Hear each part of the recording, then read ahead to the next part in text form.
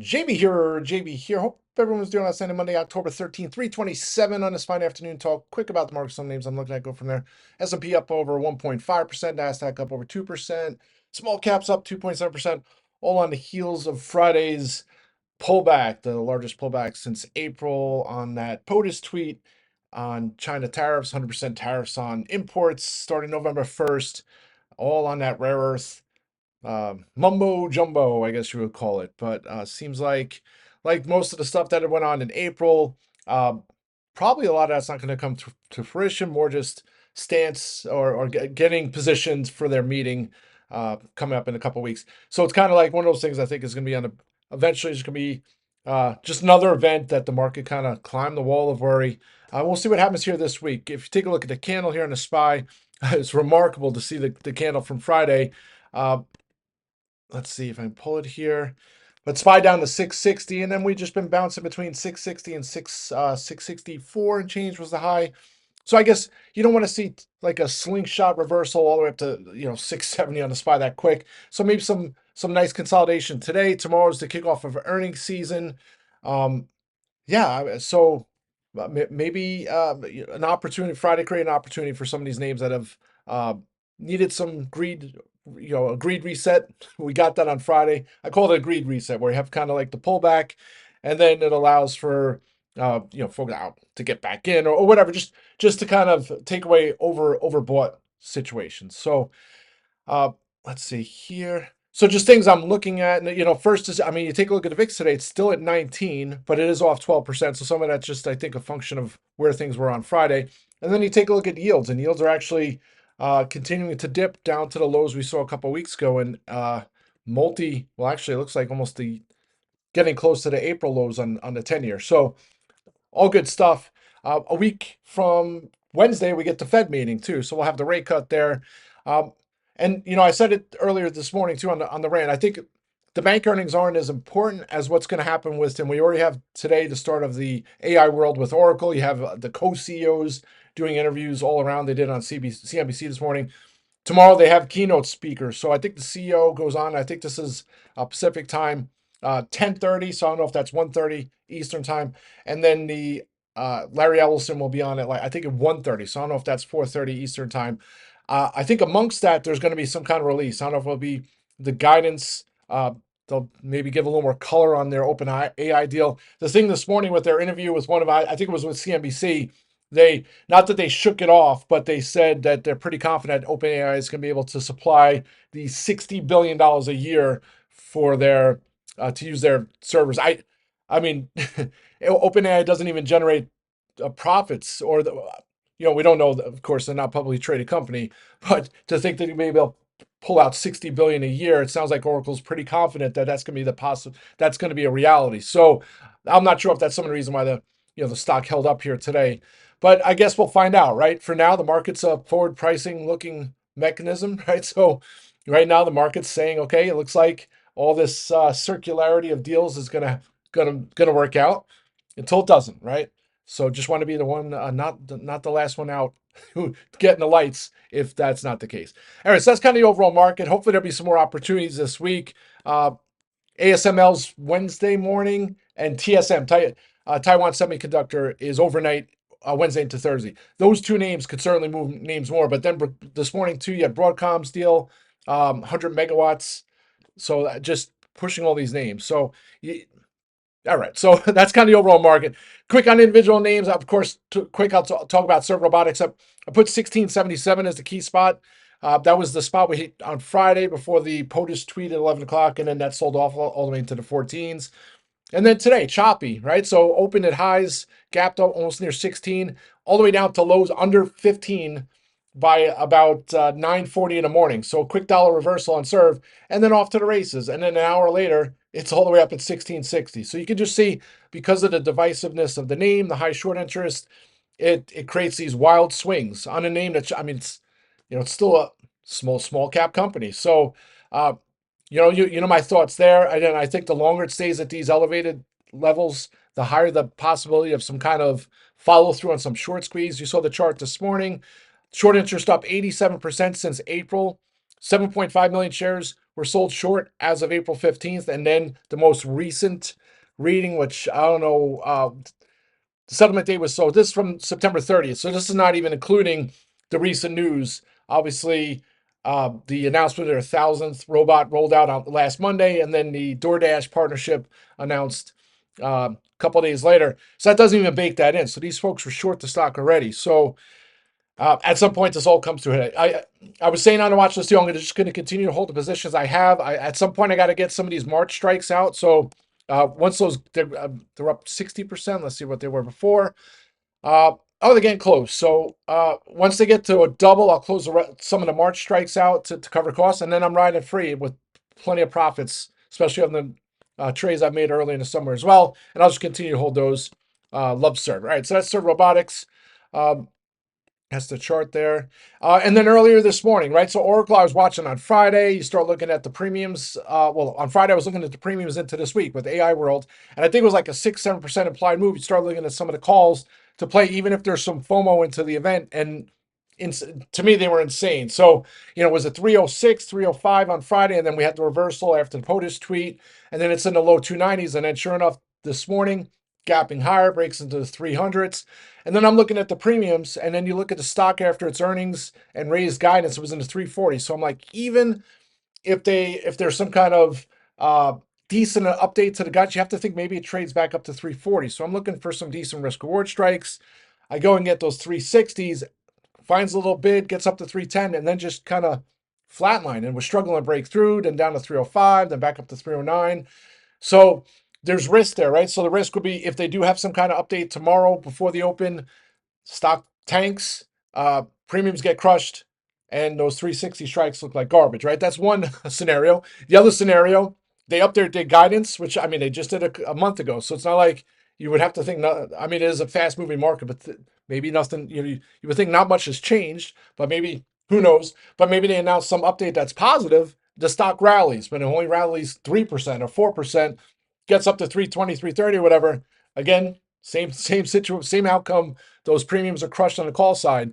So for me, the only outcome that would really work, and why I put it when I entered the trade this morning, is that I would enter the calls, hope for some premium build as the day progressed, lock some in to cover costs, and then maybe ride some freebies. It didn't do that. In fact, the premiums were coming out of the call, so I didn't want to be in a spot where, no, I'm hoping for some kind of positive outcome tomorrow that substantially beats, I guess what folks are expecting. So it'd have to be a substantial raised guidance or something to that effect. So I close them out. So I can sleep tonight knowing I had a plan to play out, and at some point maybe I'll revisit. But I wouldn't be surprised to see some kind of update tomorrow and some kind of swing on Oracle. You hope for the market's sake and AI and all the other things that have been going on with the CapEx. You hope it's a positive update tomorrow. I think it will be. All right, especially if you listen to the co-CEOs talk. I mean, they're when you're CEO of a publicly traded company, you got to be a cheerleader, right? So they're not going to talk negatively around their business and AI and all that stuff, but they sounded pretty optimistic and positive, which good stuff. All right, so that's Oracle. Just other names today, right? So outside of SERV, HPQ, right? And on Friday, so I had those lottos that I added on the heels of Dell raising their guidance last Tuesday. And I'm looking at some other names that I thought, I'm like HPQ, and I pulled up the chart. I'm like, wow, why is this not moving up in lockstep or at least somewhat in sympathy with Dell? So I thought, either the company is not doing well, or two, people just are not haven't put two and two together. Say, hey, well, HPQ might be doing well too with the raised guidance from Dell. Not that they're an apples to apples business per se, but there's some overlap there. So I got those HPQ lottos. They almost got close to being a double. Didn't close them out. And then sure enough, Friday it got destroyed. No news, no catalyst, just got pulled with the rest of the market. So I kind of thought, okay, they're toast. They were lottos. And then today, it opens 26 and then boom, off to the races. And I went even, slow and steady. Here it is at highs, 27.33. My calls are back in the green. I was looking earlier. I'm like, do I add more strikes? Do I get some strikes into next week? Do I get some $30 November calls? So I don't know. I don't want to think that this is just a one-off move and then tomorrow we sell off for no reason. So I'll probably wait till tomorrow. But if it holds up here, the best case scenario for me would it continues to rally tomorrow, gaps higher at the open. I lock some of the lottos in for 100%.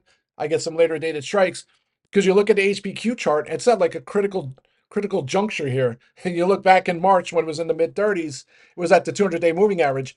it's right here again. So it breaks through 2750 or so. I think it's off to the races. So call me crazy. And not only that, when you have a name like HPQ, which kind of been, I wouldn't say left for dead, but it's not like a sexy name everyone's talking about in the AI space, but it could be. It could be like a name that catches fire. So when it catches fire, the premiums are going to obviously get a heck of a lot more expensive than they are now. So if you look, even if you look now, like the risk reward looks so interesting that maybe too interesting for me. So I don't want to be like, oh, the market's trying to tease me into getting some calls. So I'll just sit on my hands on the rest, and then tomorrow I'll revisit. That's HPQ.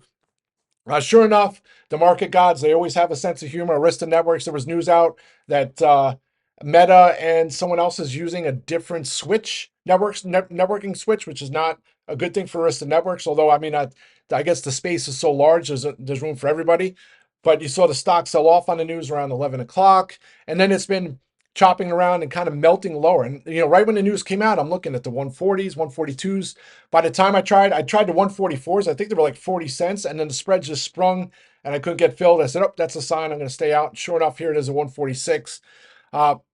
Not sure I'll visit here, but if there is market weakness, take a look at that 50-day moving average. The last time it got there was in June. I mean, stock was under $100, and I think I was trading the calls back. But anyway, you start looking. I'm like, maybe this gets into the 130s, and that was kind of the thought process last week when I got those puts. So, not saying I'm embarrassed to name. I think it's a great story. But anyway, all right. So that's that. And then last but not least here, Reddit. Still watching Reddit. I mean, I can't remember a time that Reddit is traded in such a tight, I wouldn't even call it a tight trading range, because if you call that a $5-6 swing or 3% trading range on a different name, you would say, wow, that's a large trading range. But for Reddit, put in the context of how it normally trades, that's a very tight trading range. At some point, it's got to break out, but maybe I'll wait till tomorrow. And then last but not least, thank you, J Rock. Posted out NKLR. That's the ticker. I was watching, and of course, we all know Citron Research pops in the room and to post the trades. Just joking aside, have a sense of humor. Hopefully, he starts posting about Cardlytics again. But joking aside, CCCX, right? So, I mean, you take a look at the quantum names. Gosh, I remember looking at QBUT and QBTS back when they were in the single digits and thinking, okay, these might be just like the hype train, and then eventually come down to earth. And those have continued to go, right? But now, and then you look at the nuclear names. I remember looking at OKLO, and it had the Sam Altman was on the board and all that fun stuff. And you look at it, it's like pre-revenue. You're like, this thing at some point is just gonna be one of those names that gets shorted to heck, goes back to zero or whatever. And sure enough, monster run, continuing to go. And you still have folks saying short, short, short, right? It's funny how that all works. So there's always other names, people looking for the next one, right? And you always hate those comparisons. Oh, the XXX is the next OKLO or whatever. But you take a look at NKLR, and I'm like, you start looking at it, it's like in that same kind of spectrum. A SPAC just came up October 10th. You start looking at, similarities, and it's like, it's a hot sector, and I don't even think it will take much of a similarity for a name like this to like go bonkers. And you start looking at the premiums are kind of expensive, but then you start going out to November. I'm like, so I just nibbled a couple lottos. Thank you, J Rock. I mean, hopefully I'll be thanking you later too if it continues to run. But you look at it, I'm like, this could be one of those gap and goes for the next 3 days. The next thing you know, it's $30. And hopefully it does, because Friday option expiration for the October strikes. And it's actually starting to go here. I don't know if because people are listening to the rant. I'm joking. I'm not trying to pat myself on the back here, but I started looking at November strikes too. I'm like, I typically, sometimes I do lottos and FOMO, names that are like FOMO trades. It's not normally in my wheelhouse unless I'm very familiar with it, right? So, but to me, I just look at this, I look at the story, I look at what's going on in the current environment, and you're like, you can make the case that this might be a double in a couple days. So it is from $10 a couple days ago. So, I mean, it is up 60% already, but does that mean it can't continue to run? Could, right? And you look at the option volume today, almost 15,000 calls traded on a $400 market cap company. And then you start doing the parallels, and like OKLO is a $16 billion company, similar kind of setup, early stage in the nuclear module, nuclear, what all those buzzwords are, right? So anyway, I got those lottos. We'll see what happens here. I don't even know what they're looking at right now. Maybe they're in the green. No, they're getting there, slightly in the green here. Hopefully those, get some continuation gap and go tomorrow. And Look at CCCX, right? That's the other one in the quantum space. Sorry, I was trying to do the parallels and I lost my train of thought here.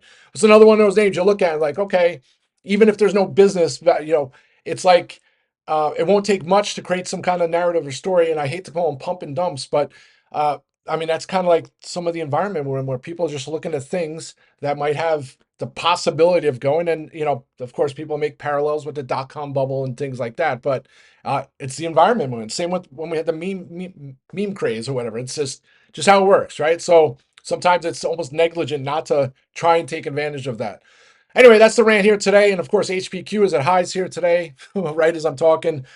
Maybe a gap and go on that too. All right, let's have a great day, folks. I'll be back. Rock and roll.